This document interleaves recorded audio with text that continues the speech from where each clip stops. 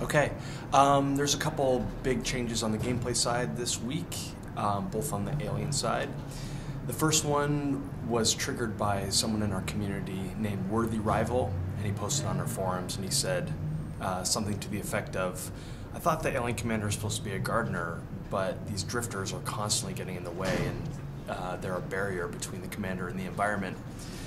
And I tried to ignore it and I couldn't, and I'm like, "You're so right, like it's bugging me, like there's something wrong with drifters." And so drifters have been reworked.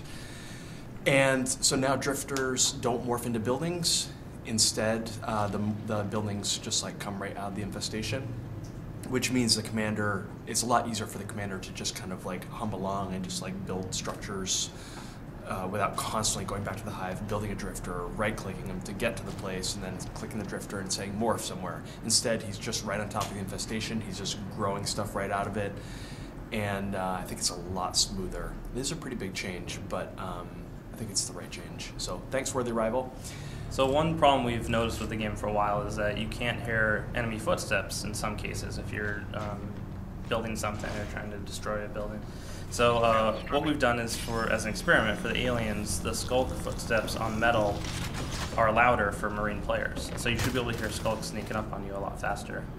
Another thing that Andy did is he added these really cool tracer effects to the spikes, to the Hydra spikes and the Lurk spikes. Those are a lot easier to see, and you have a lot more feedback on those now.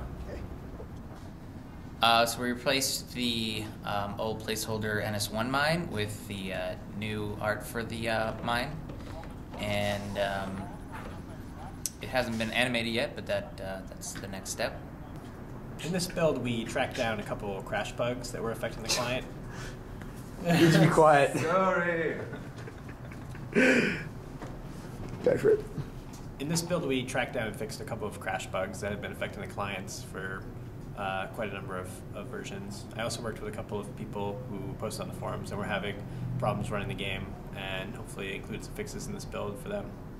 Another big change would be the addition of the Gorge clogs, which are kind of this Minecraftian type of element where the Gorge can create temporary barriers. So he can hide behind them, he can build little fortifications and stairs, and he can clog up vents and doorways and can do all sorts of stuff.